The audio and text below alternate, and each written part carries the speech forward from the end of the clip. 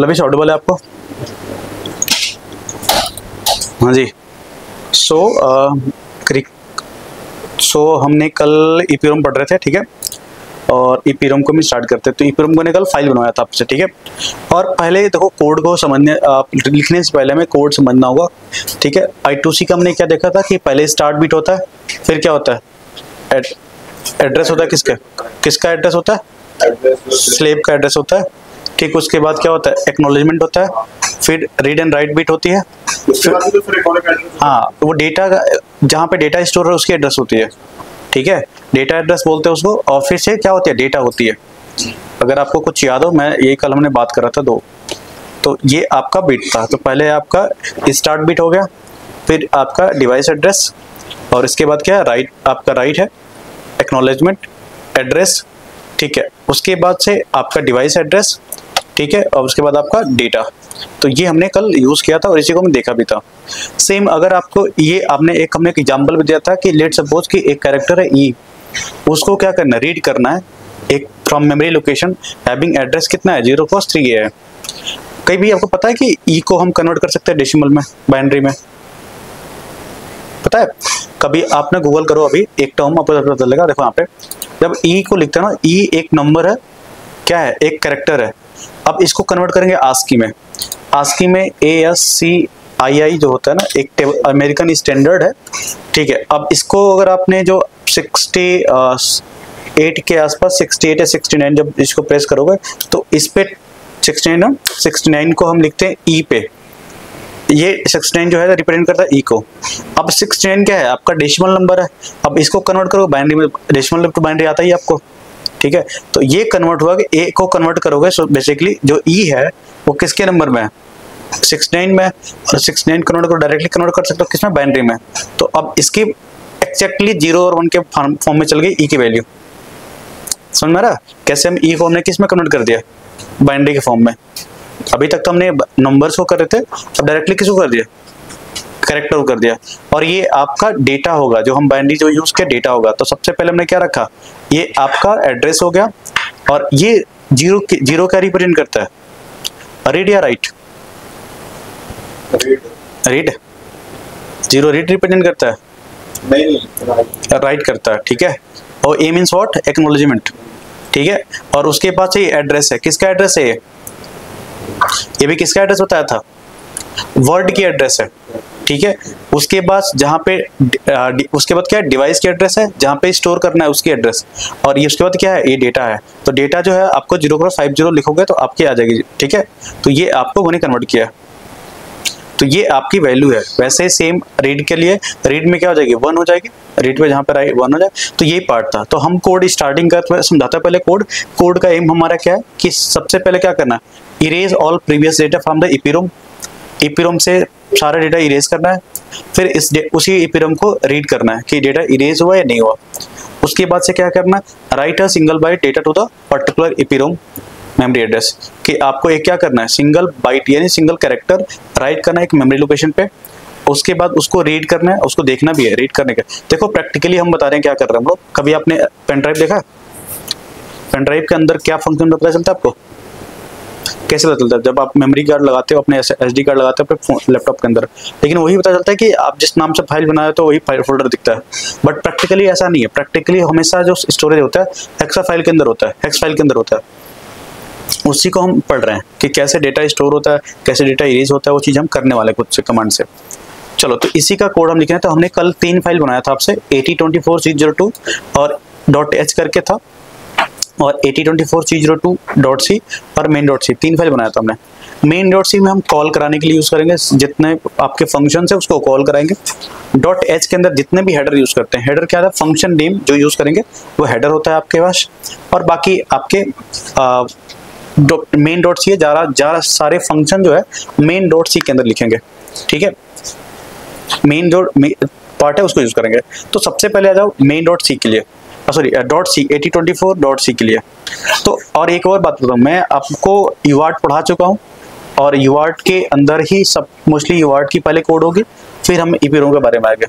तो एक एक करके समझते चलना, काफ़ी कंपल्सन वाला पार्ट है, और एक एक करके जो भी क्वेरी हो आप पूछते चलना, कोई दिक्कत वाली बात नहीं है, ठीक है। आपको स्क्रीन दिख रहा है, सबको विजिबल प्रॉपर? हाँ जी, स्क्रीन दिख रहा है प्रॉपर। अब बताओ यहाँ पे कि हमने क्या रखा, ये आपका, इसको क्या बोलते हैं, ये आपका हेडर फाइल है, ये तो पता है सबको। हेडर फाइल के बाद क्या यूज किया, ये आपका अनसाइंड कैरेक्टर ईपीरोम, ये इसको क्या बोलते हैं, क्या बोलते हैं इसको? अगर ऐसा कुछ लिखते हैं तो इसको क्या बोलते हैं, ये क्या है वैसे, ये है क्या? हाँ जी, ये क्या है वैसे? ये तो स्ट्रिंग के लास्ट में। सो बेसिकली ये स्ट्रिंग है जिसके अंदर नल वैल्यू स्टोर्ड है, ठीक है। ये आपका एक स्ट्रिंग है जिसके अंदर क्या है, नल वैल्यू स्टोर्ड है। और एक हमने और कैरेक्टर लिया है, कैरेक्टर W है, जिसके अंदर वेरिएबल वैल्यू क्या है, 0x00 है। 0x00 का मतलब क्या है कि ये W जो है राइट के लिए, ये जो R है रीड के लिए। तो अभी स्टार्टिंग बताया था W जो होता है किसके लिए होता है, राइटिंग के लिए, और राइटिंग किससे रिप्रेजेंट की जाती है, 0 से, ठीक है। और 1 से आपका रीड होता है, ठीक है। उसके बाद एक और हमने स्ट्रिंग ले लिया जिसकी साइज कितनी है, लेंथ साइज कितनी है, 60 है, और उसके अंदर भी क्या है, नल है, ठीक है। ये बात समझ में आई? ये अभी यूज नहीं किया, जस्ट कंटेनर ले रखा है ताकि आगे चल के यूज करने। ये सारे कंटेनर ही है, इसको छोड़ दे तो ये दोनों कंटेनर का काम कर रहा है, ठीक है। अब इसके बाद आते हैं यूआर्ट के अंदर, तो क्या है आपका यूआर्ट। अच्छा, यूसीएसआर है 0x00, ऑलरेडी पता है आपको, बताया था मैं। यूसीएसआरबी 0x18, यूसीएसआरसी 0x06 क्या है, ये रिप्रेजेंट करता है 8 बिट को। यूसीएसआरसी जो होता है वो 8 बिट के लिए होता है। अगर नहीं पता, चलो मैं आपको डेटा शीट पे देता हूँ। आपने डेटा शीट ओपन करना है, डेटा शीट ओपन करो पहले। डेटा शीट होगा आपके पास, शेयर क्या होगा, यहाँ पे देखो यूसीएसआरबी रखा होगा। यूसीएस क्या है, यूसीएसआरए है, यूसीएस, जस्ट वेट,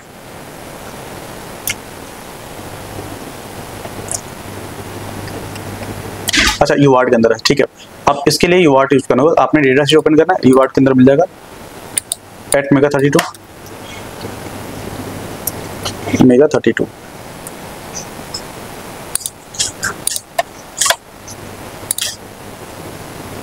@MEGA32 देखो हमने क्या पढ़ रहा है अभी, ईपी I2C पढ़ रहा है ना।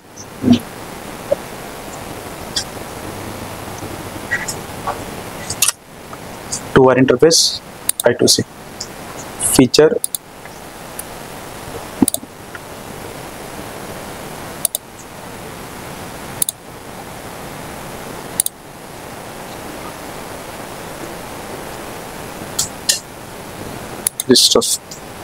ठीक है। सो देखो सॉरी, हमने देखना यूआर्ट के अंदर पढ़ना है ना, यूआर्ट पढ़ना है अभी। यूआर्ट के अंदर बता रहा है, तो वैसे मैंने करा दिया तुमको, वैसे तुमको दोबारा बताना पड़ रहा है, तुम लोग ध्यान नहीं देते हो।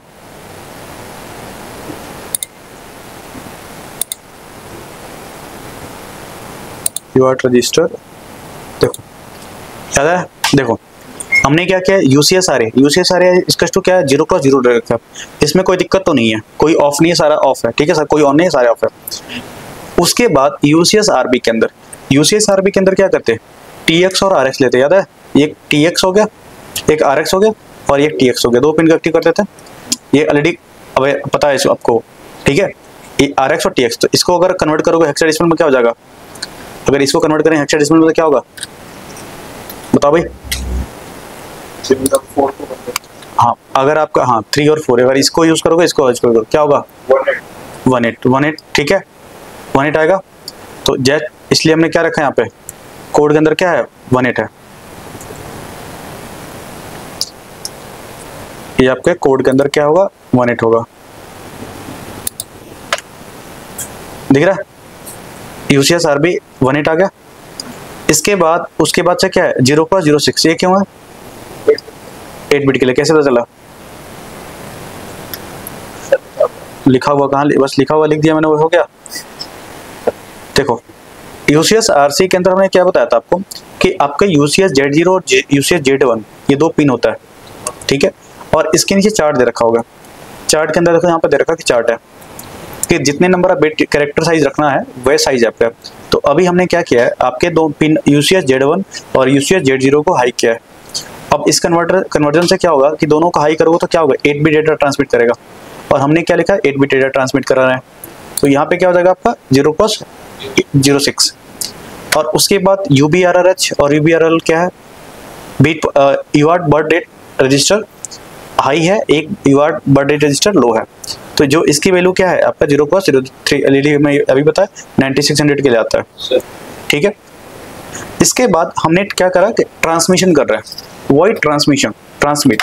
तो ये आपका ट्रांसमिट का करेक्टर देखो, यूडीआर से हम क्या करें, यूआर्ट से डेटा ट्रांसमिट कराना है किस पे, आप, हाँ। तो बेसिकली हमें कंट्रोलर से डेटा ट्रांसमिट कराना है किस पे, आपके सीरियल टर्मिनल, कंट्रोलर से डेटा ट्रांसमिट कराना है, ठीक है। वापस अगर सीरियल डेटा ट्रांसमिट करता तो फिर वो रिसीवर बोलते हैं फिर उसको, ठीक है। तो यहाँ पे हम ट्रांसमिट करा रहे हैं। तो यहाँ पे आपको यूसीएस आरए के अंदर वापस चलोगे तो देखो ये फंक्शन है ट्रांसमिशन का। और यूडीआर क्या होता है, यूआर डेटा रजिस्टर, ये तो ऑलरेडी पता है।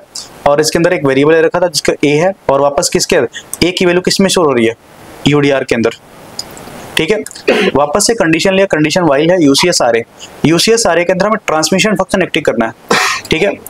अब इसके बाद से क्या करना है आपको, यूसीएस आरए के अंदर यूज करना है, यूसीएस आरए। अब चलना है यूसीएस आरए के अंदर, यूसीएस यूबीआरआरएच यूबीआरआरएल और आपको कोई यूसीएस आरए। अब यहाँ पे आपको क्या करना है, मैंने क्या बताया था आपको आरएक्स और टीएक्स यूज करना था। तो अभी हमने क्या करा, ट्रांसमिशन यूज करना है।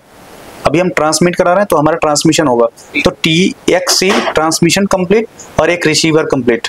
तो हमें जो पार्ट करना है ट्रांसमिशन कंप्लीट करानी है, तो इस पिन को एक्टिव करोगे, इस पिन को एक्टिव करोगे तो क्या हो जाएगी वैल्यू, अगर इसको हमने यूज करना तो क्या हो जाएगी वैल्यू 1, ये होगा क्या होगा 100, इसका क्या होगा वैल्यू इसकी 40। समझ में आ रहा है बात, पक्का। अगर वही रिसीवर होते तो फिर क्या होते 80, ठीक है। तो ये आपका पार्ट था 80 आती। सो अब इसके बाद से चीजें समझ में आ रहा है धीरे धीरे। देखो ये यूआर्ट का है तो मुझे लगता नहीं इसमें प्रॉब्लम आनी भी चाहिए, बट तीसरी या चौथी बार तुम लोग पढ़ रहे हो और फिर भी ऐसा लग रहा है कि तुम पहली बार ही पढ़ रहे हो, तो कोई फायदा नहीं है उसको पढ़ने का। जस्ट वेट, थोड़ा सा प्रॉब्लम कर रहा है। क्या डेटा शीट पढ़ने से अच्छा है कि सब पहले समझ लो। डेटा शीट तो बात की बात है ना, डेटा शीट समझने के लिए पढ़ना पड़ेगा। डेटा शीट डायरेक्टली समझ ही नहीं पाओगे तुम, ऐसे क्या हो रहा है क्या नहीं हो रहा है कुछ नहीं समझ पाओगे।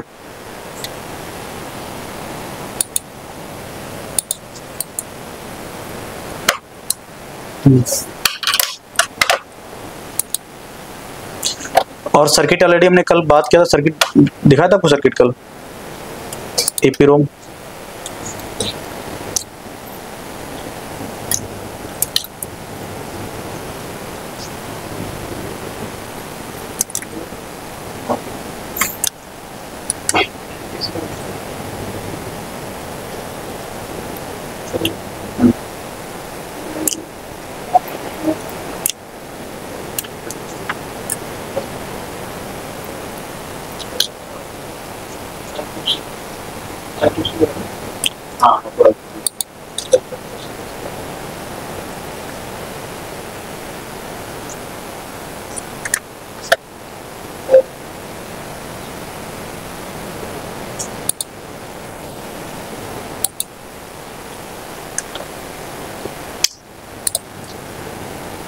ठीक है। सो ये हमारी कल का सर्किट थी जो हमें इस सर्किट को यूज करना, ठीक है। और हमें क्या करना है कि जैसे आप इसका एम जो है, जैसे आपने इस पर क्लिक करोगे, ठीक है, तो क्या होगा कि आपकी जो राइटिंग है, रीडिंग है, बाकी जो आपका ईपीरोम कैसे काम करता है वो स्टार्ट हो जाएगी। कैसे ईपीरोम वर्क करता है वो हमें कल से देखना मिल जाए, स्टार्ट हो जाएगा, ठीक है। तो ये आपका जो हमारा प्रोजेक्ट का मेन एम है, ठीक है। वापस हम चलते हैं अपने सर्किट पे। सर्किट रेडी बना हुआ आप लोग का, ठीक है, कोई बात नहीं, चलो ठीक है। अब आगे चलते हैं हम नेक्स्ट पार्ट पे। नेक्स्ट हमारा जो पार्ट है इस पे क्या हमारा कैसे, अब यूसीएस सारे ट्रांसमिशन पार्ट है हमारे पास, तो हमने क्या ट्रांसमिशन पार्ट यूज किया। ये हमारा क्या ट्रांसमिशन पार्ट है। ट्रांसमिशन पार्ट के लिए क्या रखा है, यूसीएस आरए 40 अभी बताया, बात की हमने, तो हमने 40 ले रखा है। उसके बाद से जस्ट मिली सेकंड 60 मिली सेकंड रखा। हाँ, कुछ पूछना चाह रहे हो, कोई क्वेरी है? ठीक है। इसके बाद से हमने एक क्या रखा है, स्ट्रिंग का, आपने स्ट्रिंग लग रखा है। यहाँ पे स्ट्रिंग का यूज क्या है वैसे, इस स्ट्रिंग का यूज क्यों है? ताकि जब UART से डेटा ट्रांसमिट हो तो स्ट्रिंग के फॉर्म में हो, 1 to 1 के फॉर्म में ना हो, कैरेक्टर के फॉर्म में ना हो। कैरेक्टर में क्या होता है, एक ही डेटा जाता है, और स्ट्रिंग में क्या होता है, नंबर ऑफ कैरेक्टर अधिक जाता है, ठीक है। तो ये आपका स्ट्रिंग होता है, क्लियर है। इसके बाद से आपके I2C, अब यहाँ से स्टार्ट करेंगे I2C, ठीक है। यहाँ से I2C हम स्टार्ट करेंगे। अभी तक हमारा क्या था, UART था, पूरा हमने UART पढ़ लिया। अब UART का काम कंप्लीट हो गया यहाँ पे। अब करेंगे I2C स्टार्ट। देखो अब I2C के लिए क्या है कि सबसे पहले I2C इनिशियलाइज करेंगे। अब यहाँ से I2C का इनिशियलाइजेशन क्या है, TWSR का मतलब क्या है, 2WBR का मतलब क्या है, 2WCR का मतलब क्या है। पहली बात कि जो I2C होता है, I2C का फुल फॉर्म क्या होता है, कल हमने बात किया था इस पे, internal integrated, wow, inter integrated circuit, inter integrated circuit. इसका दूसरा नाम है TWI। TWI का मतलब क्या होता है, कल बताया था, two wire interface, two wire interface, ठीक है। टू वायर इंटरफेस का मतलब क्या है, इसके पास दो वायर है। कौन कौन से दो वायर है,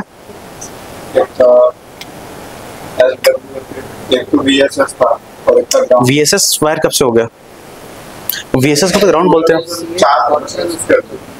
टोटल तो 4 दो पिन होते हैं इसके पास, एक होता है SDA और एक होता है SCL। पावर सप्लाई को हम काउंट नहीं करते हैं, तो VSS जो होता है ग्राउंड को बोलते हैं, VCC पावर सप्लाई को बोलते हैं, तो दोनों मिलकर हम इसको काउंट नहीं करते हैं। तो हम SDA और SCL ही आपका दो पिन है, ठीक है। चलो अब ये देखो डेटा, अब इसके बाद समझो कि क्या हो रहा है, क्या इसके अंदर हम कर क्या रहे हैं। सो हमने क्या किया, TWSR ले रखा, 2 वायर इंटरफेस स्टेटस रजिस्टर, और 2 वायर इंटरफेस बिट क्या है, बर्ड रेट रजिस्टर, ठीक है। और उसके बाद TWCR है कंट्रोल रजिस्टर। तो ये आपके अलग अलग तीन पिन है, रजिस्टर्स हैं। तो इसको चलते हैं हम समझते हैं क्या होता है। तो वापस चलो TWSR के अंदर। तो हमने अपने जो आपके पास रजिस्टर है, डेटा शीट है, उसको ओपन करते हैं।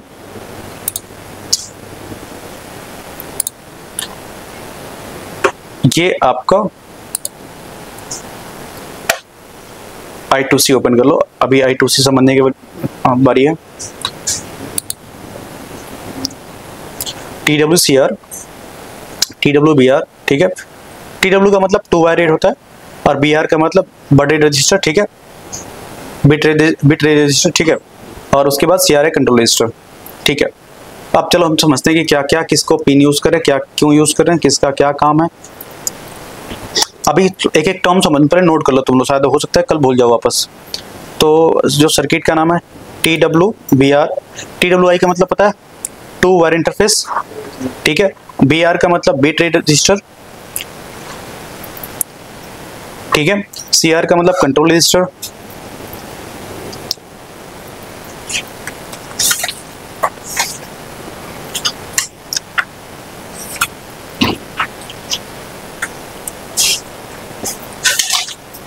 हो गया, ठीक है। अब चलो हम देखते एक एक करके समझते हैं क्या हो रहा है।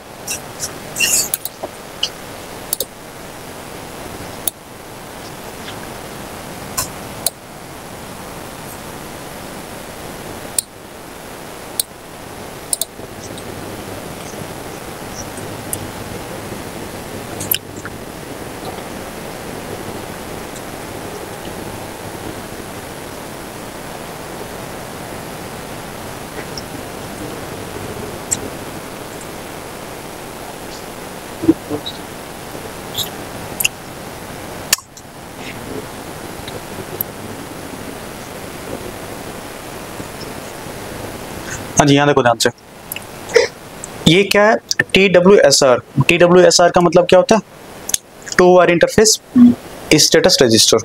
अच्छा, इसका काम क्या होता है, हमने अभी तक UART में पढ़ा था, UCSR है जिसमें इस कंट्रोल रजिस्टर और स्टेटस रजिस्टर एक साथ था, और इसके अंदर क्या है आपका, क्या केवल स्टेटस रजिस्टर है।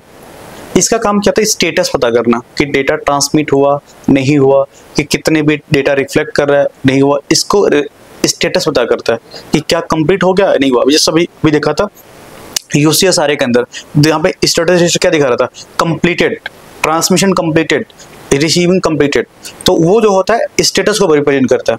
वैसे ही आपका जो ये पिन है TWS का मतलब है two wire interface status register, ठीक है, ठीक है। अब इसके अंदर क्या है कि आपका S7, TWS6, TWS5, TWS4, TWS3 ये तीन ही पिन होता है, ठीक है।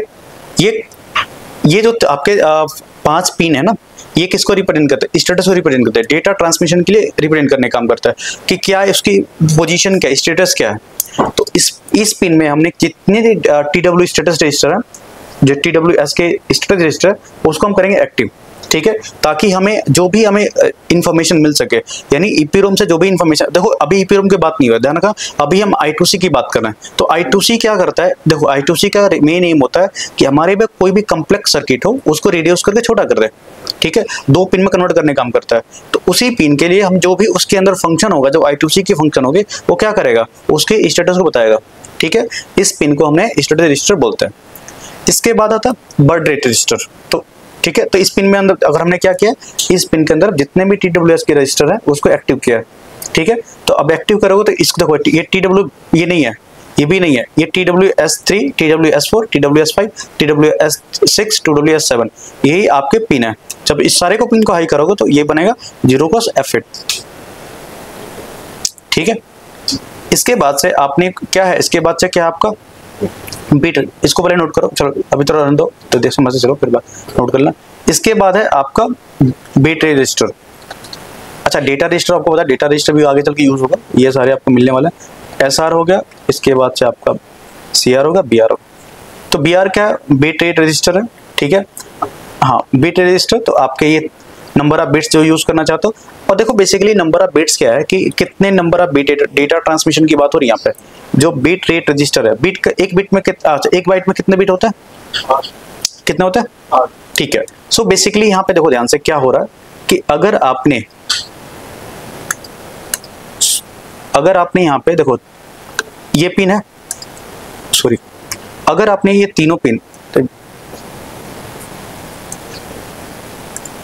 ठीक है, अगर आपने क्या रखा, ये आपका ये बिट है TWR BR0, TWBR GR1, ठीक है, ये सारे पिन है। तो जो भी आपने एक इस पिन को हाई करोगे, अगर मान लो लेट सपोज इस पिन को हाई किया आपने, इस पिन को हाई किया तो 2 पे पावर 1 हो जाएगा। 2 पावर 1 की वैल्यू कितना हो जाएगी? 2 पावर 1 की वैल्यू 2।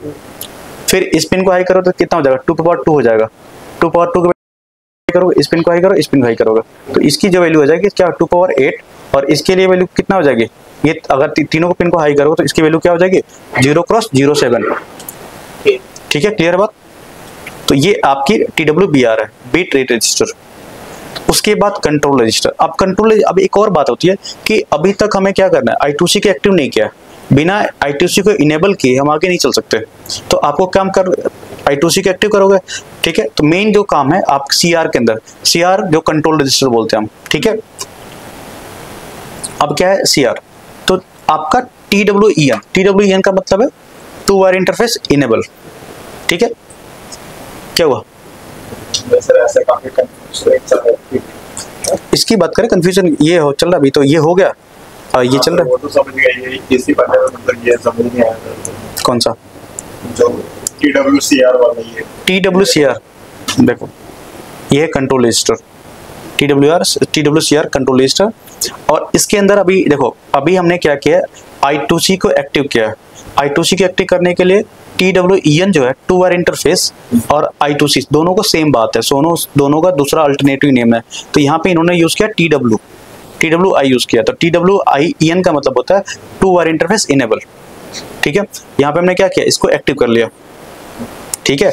तो ये जो है 1 लेफ्ट शिफ्ट 2, ये क्या है? अच्छा, इसको ऐसे भी लिख सकते हो, देखो इस लेफ्ट शिफ्ट लिख सकते हो या 0 क्रॉस 04 भी लिख सकते हो। ये दोनों बात सेम हो जाएगी अगर आप ध्यान से देखो तो। समझ में आ रहा है बात? तो दोनों तरीके से लिखा जा सकता है। अगर आपको ऐसे लिखना तो ये आसान है वैसे, क्योंकि आसानी इस बात से क्योंकि 2 है, डायरेक्टली 1 लेफ्ट शिफ्ट 2 कर दिया। और अगर कैलकुलेशन करना है तो आप कैलकुलेटर 2 है तो 2 कर दिया, 3 है तो 3 कर दिया, 4 है तो 4 कर दिया। तो ये वैसे के लिए आपको आसान तरीका है, बाकी दोनों तरीके में कोई भी यूज कर सकते हो। कौन सा? देखो आपका एक एक करके हम सारा पिन यूज करें। देखो जैसे ये है TWINT, इसको बोलते हैं इंटरप्ट, अगर आप इंटरप्ट का मतलब होता है कोई बीच में काम कर रहे हो, उसके बीच में कोई इंटरप्शन आती है, कोई मान लो कोई काम कर रहा हो, एलईडी जला रहे हो, उसके बीच में कोई डेटा आ रही है, तो वो इंटरप्शन के लिए हम यूज करते हैं TWI। उसके बाद आप यूज करते हो इंटरप्ट इनेबल, तो इसके बाद आपको इंटरप्ट इनेबल के लिए आपको यूज करोगे ए पिन। और ये क्या होता है TWSAT, इसका मतलब क्या होता है I2C स्टार्ट। I2C को स्टार्ट करोगे और I2C के ये जो है STO TW ये क्या है I2C स्टॉप है, ठीक है। ये कैसे आपका I2C को स्टॉप करना, तो ये सारे पिन्स है, हम एक एक करके सबका यूज करने वाले, एक एक पिन का यूज करने वाले। अभी हमारा जो मेन पहला पार्ट है क्या यूज किया है, I2C को इनिशियलाइज करना है, इनिशियलाइज करना, एक्टिव कराना। I2C को पहले इनिशियलाइज करेंगे, फिर हम एक एक करके हर एक परफॉर्मेंस करने वाले हैं, ठीक है। तो हमने क्या किया, I2C को इनिशियलाइज कर दिया। तो इसमें कोई क्वेरी है पूछो पहले, तुम लोग पहले तो देख लो इसमें कुछ इशू आ रही है क्या, इसमें कुछ लग रहा है कि ऐसा कुछ टर्म समझ में आ रहा हो, क्योंकि इसे को सब सारा गेम जो रजिस्टर्स का ही है, अगर आप रजिस्टर समझ गए फिर तो इजी है, ठीक है। ऐसा कहीं नहीं कि आपको कोड कहीं से उतरा नहीं मिलेगा, आपको सारा इसी के मेथड से मिलने वाला है।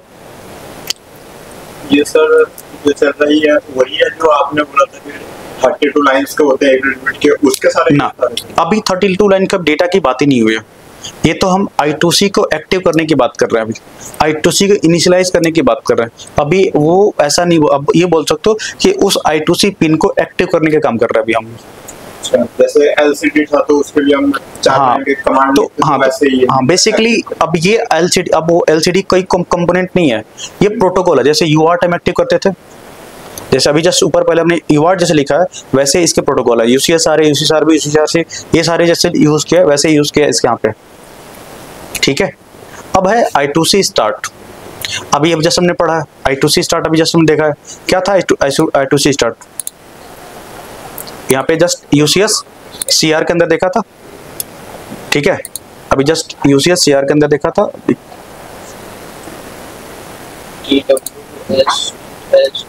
ठीक है, ये है। तो TW अगर स्टार्ट करो तो कौन सा पिन एक्टिव होगा, 5। तो ये स्टार्ट है, और केवल स्टार्ट ही नहीं करना होगा, आपको क्या करना पड़ेगा, I2C को इनेबल भी करना होगा। तो हमने क्या किया, I2C को इनेबल करके क्या 1 लेफ्ट शिफ्ट 2 कर दिया, ये बात सही है। और उसके बाद हमने यूज किया इंटरप्ट फ्लैग, तो ये आपका 7 है जो इंटरप्ट फ्लैग है। और ये तीनों में समझ लेना, क्योंकि ये आपको बार बार मिलेंगे, अगर आपने कभी यूज करो तो दो तो कंपलसरी मिलेंगे, एक इनेबल वाला पार्ट और एक इंटरप्ट वाला पार्ट, ये मोस्टली मिलने वाला है। स्टार्ट स्टॉप तो अलग होगा। तो ये आपका क्या है, आपने इंटरप्ट एक्टिव किया, I2C को एक्टिव किया, I2C को स्टार्ट किया और इंटरप्ट। अब देखो इसका कंसेप्ट का मतलब क्या है, यहाँ पे क्या हो रहा है कि जैसे आपकी I2C स्टार्ट हो गई, ठीक है, I2C स्टार्ट हो गई, पहले तो इनेबल किया, फिर I2C स्टार्ट किया, फिर आपने इंटरप्ट रखा। इंटरप्ट का मतलब क्या है, बीच बीच में कई बार आपने जब काम स्टार्ट होता है बीच में इंटरप्शन के लिए, तो उससे कोई कार्य ऐसा ना हो कि प्रॉब्लम में आ जाए, ऐसा कुछ इशू ना हो, दैट्स वाई हम क्या करते हैं, इंटरप्शन यूज करते हैं, ठीक है। तो ये आपका इंटरप्शन का पार्ट है। इसके बाद से while 1 रखा है, while 1 कंडीशन 1 लेफ्ट शिफ्ट 0, अगर इंटरप्शन 0 है, 0 के इक्वल है, इंटरप्शन 0 का मतलब इक्वल का मतलब इंटरप्शन नहीं है, 0 का इक्वल मतलब अगर ऐसा होगा तो ऊपर वाला चलेगी, अगर इंटरप्शन नहीं होगा तो यानी क्या हो जाएगा, कंडीशन बंद हो जाएगी यहाँ पे, ठीक है। उसके बाद से ये आपका नेक्स्ट है आपका I2C स्टॉप है। इसके अंदर क्या है, I2C स्टॉप के अंदर क्या है, हमने अभी यूज किया था 1 लेफ्ट शिफ्ट 4, तो हमने क्या है 1 लेफ्ट शिफ्ट 4 1 लेफ्ट शिफ्ट 2 ये एनेबल कर लिया। और एक और बात है, कंफ्यूजन वही होनी चाहिए कि अगर हम इसको कभी भी आगे पीछे करते हैं, अगर मान लो इसको यहाँ लिख दिया, इसको यहाँ लिख दिया, तो कंफ्यूजन नहीं होना है, सेम बात है, चाहे आपने कहीं भी लिखो, कोई और गेट लगा दे तो कोई दिक्कत नहीं है, कहीं किसी को कहीं भी लिख सकते हो, ठीक है। इसके बाद से आपका आता है राइट। अब यहां से आता है, जैसे आपने बात किया था, हमने कोड के अंदर एक बात किया था, राइट अ सिंगल कैरेक्टर, याद है, सिंगल कैरेक्टर राइट करना है, उसी सिंगल कैरेक्टर को रीड करना है, फिर हमें नंबर ऑफ एक स्ट्रिंग लिखना है, स्ट्रिंग को राइट करना है, स्ट्रिंग को रीड करना है, फिर उसको इरेज करना है, फिर उसको रीड करना है। तो ये सारे आपको अलग अलग फंक्शन मिलेंगे, ठीक है। तो ये जो फंक्शन है ये क्या है, राइट, डेटा का राइट फंक्शन है, फिर इसके रीड फंक्शन आएगा, फिर मल्टीपल डेटा रीडिंग के लिए आएगा, फिर मल्टीपल डेटा राइट बिट के लिए आएगा, फिर उसको रीड करने के लिए आएगा, फिर आपका इरेज और right sequential, number of data, multiple data, उसके बाद रीड सीक्वेंशियल आएगा, उसके बाद इरेज का आएगा ऑप्शन, ठीक है। ये उसके बाद क्या आएगा, रीड के, इरेज के बाद वापस से रीड करेगा। तो ये सारे फंक्शन में यूज करने एक एक करके। तो कोड थोड़ा बड़ा है, ठीक है, और एक बार समझ में आ गया तो आपको चीजें क्लियर हो जाएंगी, आगे चल के कोड बाकी अगर ABR के अंदर कोड लिखते हो तो आपके लिए ईजी हो जाएगी, ठीक है।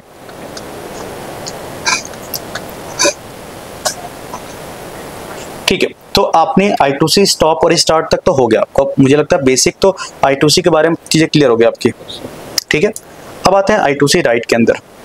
तो हमें अभी जस्ट बताया आपको कि I2C राइट किया है, I2C राइट और अनसाइंड कैरेक्टर डेट। डेट क्या है? एक वेरिएबल नेम है, DAT एक वेरिएबल नेम है। अनसाइंड कैरेक्टर क्या होता है? जिसकी क्या होता है अनसाइंड कैरेक्टर का क्या मतलब होता है? देखो वैसे मैं बता दूं, ये C++ का पार्ट है। जब ऐसे जब अनसाइंड कैरेक्टर यूज करते हैं तो ये C++ का पार्ट है, जहां पे हम कैरेक्टर लेते हैं। जो अनसाइंड होता है वो 0 से लेकर 255 होता है, जो ASCII टेबल की हम जब बात कर रहा था वही आता है इसके अंदर, ठीक है, जिसमें आप हर कुछ स्टोर करा सकते हो। तो हमने डेटा ले रखा। और TWDR क्या होता है? TWDR क्या होता है? Two wire interface data register. Write कैसे हो सकते हैं? ठीक है, मुझे लिखवाया तो है। TWCR का मतलब क्या होता है? कंट्रोल रजिस्टर, ठीक है। तो ये आपका जो डेटा है किसके अंदर स्टोर होगा? TWDR के अंदर स्टोर होगा। और यहाँ पे हमने क्या किया? TWCR रखा है। TWCR के अंदर कंट्रोल रजिस्टर क्या होता है? हमने क्या किया? इंटरप्ट एक्टिव किया है और क्या है? I2C को इनेबल किया है। ये इंटरप्ट फ्लैग जो है इसको एक्टिव किया और ये क्या है आपका? I2C को एक्टिव किया है, ठीक है, क्लियर है बात। और हम क्या कर रहे हैं? वेट कर रहे हैं ताकि क्या हो? इंटरप्ट 0 हो, इंटरप्ट बंद हो जाए। आगे क्लियर है? चले आगे। अब देखो क्या थोड़ा सा यहाँ पे लॉजिक समझना कि अब हम अनसाइंड कैर रीड ले रहे हैं। जब आप रीड लेते हो तो क्या होता है? रीडिंग मतलब क्या होता है? हाँ, पढ़ना होता है, बिल्कुल पढ़ना होता है। अब देखो क्या होता है, जब सेंसर रीड करेगा तो रीड जैसे सेंसर क्या करता है? कहीं से डेटा लेगा फिर रीड करेगा। डेटा देखो, डेटा देना यानी आपको ट्रांसमिट कर रहे हो, यानी कुछ राइट करा रहे हो। डेटा देना मतलब राइट कराना और डेटा लेना मतलब रीड कराना। जब सेंसर इन्वायरमेंट से रीड करता है तो कुछ डेटा लेता है। तो जब डेटा लेगा तो क्या चाहिए होगा? उसको कहीं रखने के लिए जगह चाहिए होगा, ठीक है। तो आपने क्या रखना है? एक वेरिएबल लेना जिसका नाम जेड है और इसके अंदर क्या स्टोर किया गया है? इसको क्या बोलते हैं? नल। कुछ नहीं स्टोर है, मतलब इनिशियल है। ध्यान रखना, 0 अगर कहीं पे रखा गया इसका ये मतलब है कि 0 इज अ नंबर जहाँ पे उसके अंदर 0 है। अब जब नल लगाते तो उसका मतलब 0 भी नहीं है। 0 होना 0 भी नहीं होना दोनों अलग अलग बात है, ठीक है। तो ये आपका नल है। नल हमने एक वेरिएबल ले रखा है जिसके अंदर नल स्टोर कर रखा है। फिर हमने क्या किया? I2C के एनेबल किया और हम क्या कर रहे हैं? आपको इंटरप्ट को 0 होने तक वेट कर रहे हैं। जैसे इंटरप्ट 0 हो गया तो फिर क्या हो जाए? जो TWDR था यानी TWDR जो TWDR है, two wire interface data register, उसकी डेटा को कहाँ रख रहे हैं? हम जेड के अंदर स्टोर करा रहे हैं, ठीक है, क्लियर बात। और वापस से रिटर्न करा दे रहा है। ये आपका रिटर्न फंक्शन है ताकि डेटा वापस प्रिंट हो सके। ये बात क्लियर है सबको? पक्का? इसके बाद से एक जस्ट वेट, कोड बड़ा है, कोड हो सकता है 3 या 4 दिन लग जाए, तो कोड थोड़ा सा बड़ा है और राइटिंग में भी आपका थोड़ा सा मुश्किल होगा, तो मैं आपको थोड़ा सा हेल्प करूंगा कैसे कैसे करना है, ठीक है। बस समझना पे ज्यादा जोर देना, समझने के लिए बात है।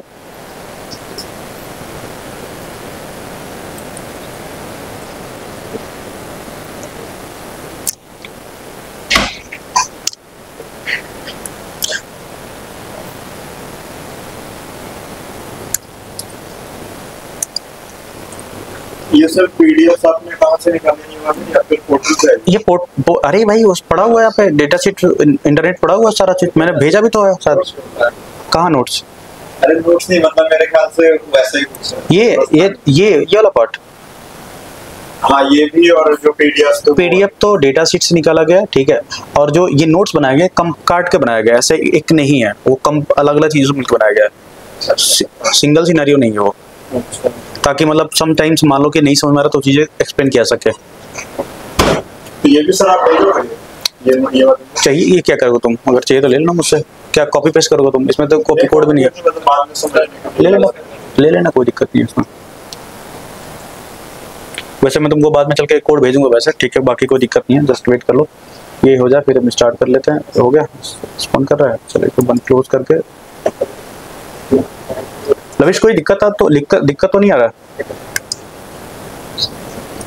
ठीक है,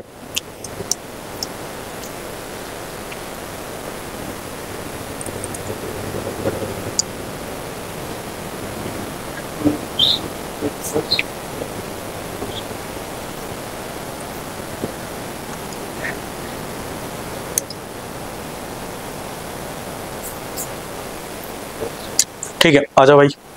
तो हमने TWDR देख लिया, रीड फंक्शन देख लिया, ठीक है, और उसके बाद से हम राइट फंक्शन देखते हैं। तो हमने अभी तो सिंगल डेटा रीडिंग देख लिया, अब हम मल्टीपल रीडिंग बाइट देखें। मल्टीपल बिट में क्या होगा? अच्छा ये बताओ कि अगर हम बात करें कि एक कैरेक्टर है, कभी आप देखते हो कि जैसे मान लो कि हमने नाम लिखा, मान लो कि S लिखा तो एक कैरेक्टर है, दूसरा डेटा आएगा S, मान लो कि A रख दिया, ठीक है, और मान लो D रख दिया, फिर A रख दिया, फिर ऐसे करके एक एक डेटा क्या इंक्रीज हो रहा है। अब जब डेटा बढ़ेगा तो क्या बढ़ेगा? स्पेस बढ़ेगा, साइज बढ़ेगी, साइज बढ़ेगी तो साइज बताना पड़ेगा, ठीक है, समझ में आ रहा बात? तो यहाँ पे हम क्या है, नंबर ऑफ बिट्स बढ़ती जाएगी। अब देखो यहाँ पे आपको समझ में आएगा चीजें।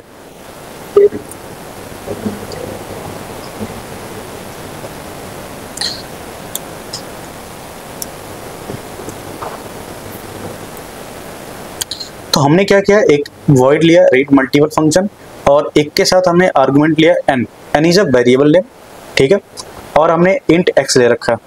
और यहाँ पे दो कंडीशन है। कंडीशन एक है कि अगर आपकी वैल्यू n-1 से क्या होती है, कम होती है तब की है, और एक कंडीशन क्या है, अगर n-1 से बड़ी होती है तब की कंडीशन है, ठीक है।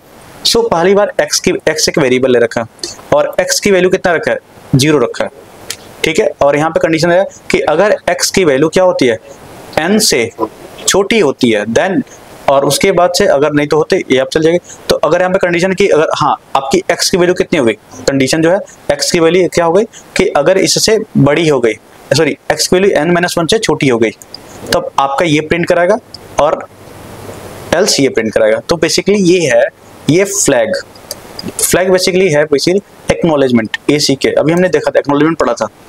क्या होता है एक्नॉलेजमेंट? कि अगर आपका काम हो गया तो आपको एक फीडबैक मिलता है, याद है कुछ एक्नॉलेजमेंट वाला पार्ट? तो जो ये रजिस्टर है, आप जाओगे वापस अपने डेटा सेट के अंदर और CR के अंदर जाओगे, TWCR के अंदर, वहां पे मिलेगा आपको इस रजिस्टर के बारे में जानकारी। तो जैसे हमने वापस से रजिस्टर के अंदर गया, TWCR, अब इसके बाद जो एक्नॉलेजमेंट है, जो TW ये है, ये क्या इनेबल एक्नॉलेजमेंट है कि आपने TWI इनेबल एक्नॉलेजमेंट बिट, तो आपको इस पिन को एक्टिव किया। तो अगर ये कंडीशन ट्रू होती है, अगर आपकी वैल्यू जो है, नंबर ऑफ बिट जो है क्या होती है, तो नंबर ऑफ बिट्स क्या होगी, जैसे आपकी ये कंडीशन ट्रू होगी तो आपको एक्नॉलेजमेंट मिलेगा, अदरवाइज ये एक्नॉलेजमेंट नहीं मिलेगा। यहाँ पे एक्नॉलेजमेंट नहीं है, तो TWCR जो है ये एक्नॉलेजमेंट के लिए, बाकी एक्नॉलेजमेंट नहीं मिलेगा यहाँ पे, ठीक है। एनेबल रहेगा, इंटरप्ट रहेगा, बट एक्नॉलेजमेंट नहीं मिलेगा आपको। दूसरा जो पार्ट है यहाँ पे, ये किसके पार्ट है, ये किसके लिए, इंटरप्ट के लिए, ताकि कोई इंटरप्शन जब तक 0 ना तब तक ये चलता रहे।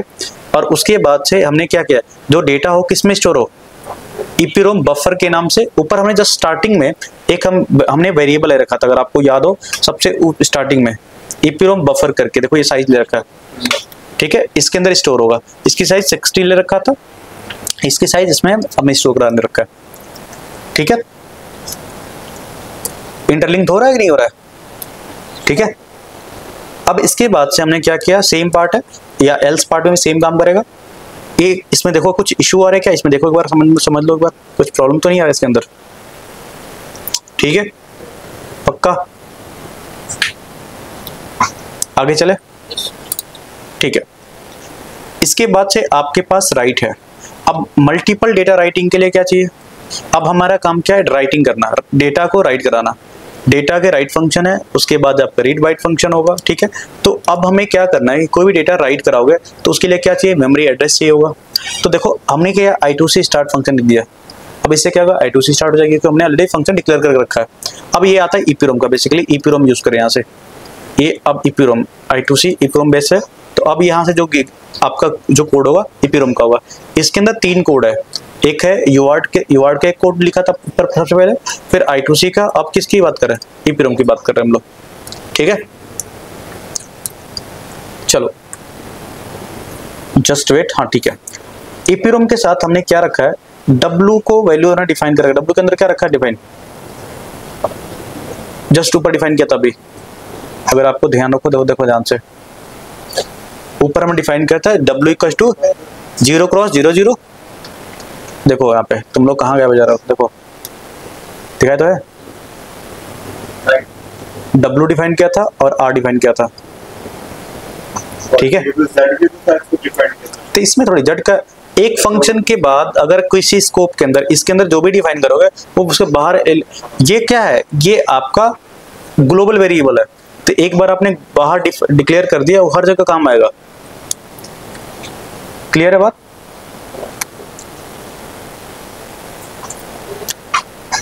इसके बाद से हमने क्या रखा, I2C को, सॉरी हाँ I2C को हमने क्या किया, स्टार्ट किया। और यहाँ पे EPROM एड्रेस, EPROM एड्रेस ये कहाँ पे है, तो ये है आपका slave address. Slave address EPROM का एड्रेस क्या होता है, क्या होता है EPROM का एड्रेस? देखो EPROM का एड्रेस जो है, देखो यहाँ पे लिखा गया, लिखा है यहाँ पे EPROM का एड्रेस कितना है 0x50। याद रखो कि हम हर स्लेब का, और ये डेटा कहाँ से है, ये एड्रेस कहाँ से है, जब ये एड्रेस आप गूगल करोगे तो आपको हर एक स्लेब का, हर एक कंपोनेंट्स की एड्रेस मिलेगी। तो जैसे यहाँ पे सर्च करा एड्रेस ऑफ EPROM, तो जैसे एड्रेस आप EPROM डालोगे तो अपने आप आ जाएगी। और ये आपको गिवन होती है डेटा शीट के अंदर, EPROM की डेटा शीट खोलोगे तो इसके अंदर दी रहेगी एड्रेस ऑफ EPROM, सर्च करोगे आपको आ जाएगी 0x50। तो जैसे आपने रेफर करेगा, देखो यहाँ पे मिल जाएगा, इसका नाम है, इसका नाम क्या है वैसे 8024C02, ठीक है। और इसकी एड्रेस मिल जाएगी आपको,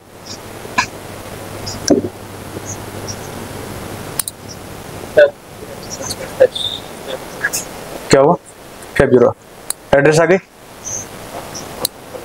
आगे देखो एड्रेस, तो ये आपकी एड्रेस है। क्लियर है बात? तो ये एड्रेस आपको मिल जाएगी। तो ये एड्रेस आपकी स्लेव एड्रेस है।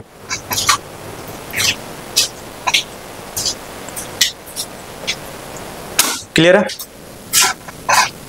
चलो जस्ट वेट। ये आगे की सारी कोड्स बढ़िया मिलेंगी आपको, ऐसे ही मिलने वाली है सारी कोड्स, ठीक है। थोड़ा प्रैक्टिस बना लो और अब समझने, सबसे बड़ा कोशिश ये करो एक चीज़ को समझने की कोशिश करो। अब इसमें क्या है, आपने एक एक करके पढ़ा, अब एक साथ 3 कोड पढ़ रहे हो, एक ही में यूज हो रहा है सबका।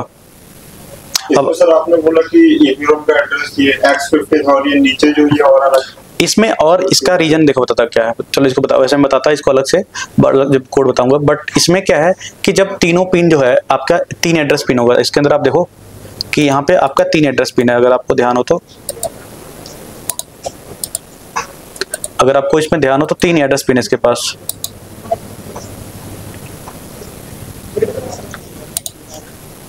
देखो इस पे हमने काम करा, इसके पास 3 एड्रेस है, यहाँ पे A0 A1 A2 ये तीनों एड्रेस पिन है।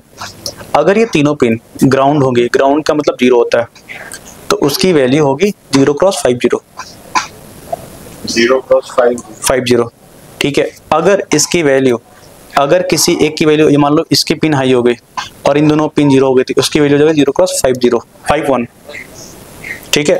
अब मान लो इसकी वैल्यू 0 है, इसकी वैल्यू 1 है और इसकी वैल्यू 1 है, 0 है, तो इस टाइम कंडीशन क्या हो जाए 0x52, ठीक है। बाइनरी आते हैं ना, बाइनरी से और तीनों को पिन हाई हो जाएगी तो क्या हो जाएगा 7 हो जाती है, तो 0x57 मैक्सिमम, ठीक है। तो ये इसके डेटा शीट दे रखा है यहाँ पे, अगर आप ध्यान से देखो तो, और इसी का हम यूज कर रहे हैं यहाँ पे, ठीक है। देखो ये मैक्सिमम कहाँ तक है 57 तक है, ये तो ऑफ कंडीशन है, बाकी अगर एक एक ऑन करो तो बढ़ती जाएगी। तो ये प्रॉब्लम है इसके साथ, ठीक है। चलो अब हम थोड़ा सा एक लास्ट देख लेते हैं, थोड़ा सा मुझे ज्यादा ऊपर से जा रहा है, ऐसा तो नहीं है ऊपर से जा रहा है, ठीक है, क्योंकि थोड़ा थोड़ा करके समझेंगे फिर समझ में आएगा। फिर हमने क्या किया, यहाँ पे हमने यूज किया स्टार्ट हो गया, और यहाँ पे देखो मेमोरी एड्रेस है। और मल्टीपल जब हम डेटा यूज करते हैं ना, मल्टीपल यूज करते हैं, तो हम चाहते हैं कि जो डेटा राइट हो, जो मल्टीपल डेटा की हम बात कर रहे हैं, मल्टीपल बिट की बात कर रहे हैं, और मल्टीपल बिट जब यूज करते हैं मेमोरी एड्रेस भी आएगा मल्टीपल, ठीक है। तो ये क्या होगा, ये आपका किस फंक्शन के लिए, केवल राइट फंक्शन के लिए, जब आपको डेटा राइट करानी हो, ठीक है।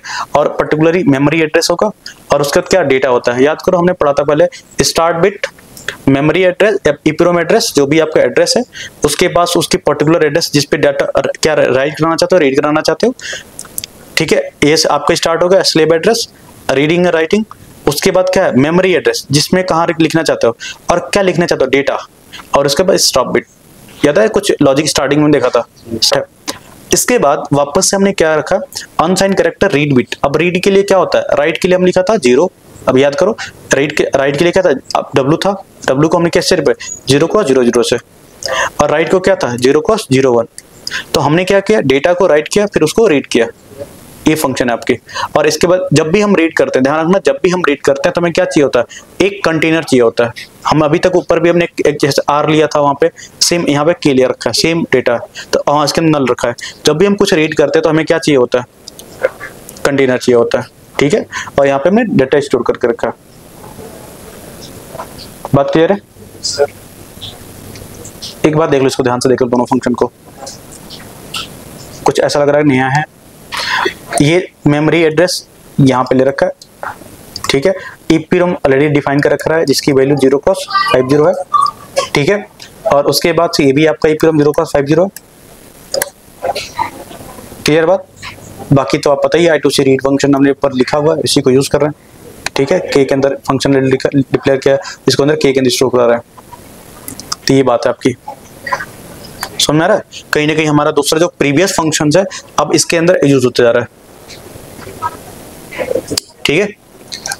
आगे चलते हैं। आगे बात आपके पास सीक्वेंशियल है, तो ऐसा करो आपने यहां तक रखो, ठीक है। इसके बाद हम ये अभी सिंगल का हुआ, सिंगल राइट का सिंगल रीड का हुआ। अब इसके बाद सीक्वेंशियल का मतलब मल्टीपल, आपके पास कैरेक्टर हो गया, मल्टीपल EPROM को रीड करने का तरीका, मल्टीपल क्या है उसकी साइज को रीड करने का तरीका मिलेगा। तो यहाँ तक आपने एक बार देख लेना और रिकॉर्डिंग मिल जाएगी, बिल्कुल इसको दोबारा देख लेना। नहीं समझ, मुझे पता है एक बार में चीज़ें क्लियर नहीं होंगी, बट आपको एक बार देखना होगा, तो एक बार इसको देख लेना ताकि आपको चीज़ें ठीक हो जाए, ठीक है। बाकी मैंने समझा रखा है, डेटा शीट ऑलरेडी आपके पास है, उसको एक बार रीड कर लेना, गो थ्रू कर लेना ताकि चीज़ें क्लियर हो जाए, ठीक है।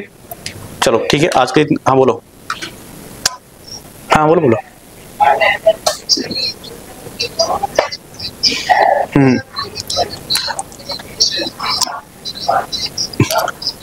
ये सारा जो कोड है यहाँ से लेकर स्टार्ट से लेकर यहाँ तक, ठीक है, 8024C02.C में करनी है,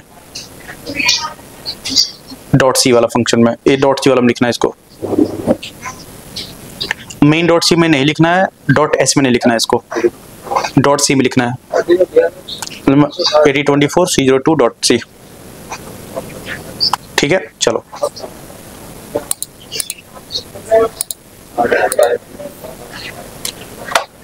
चलो बाबा।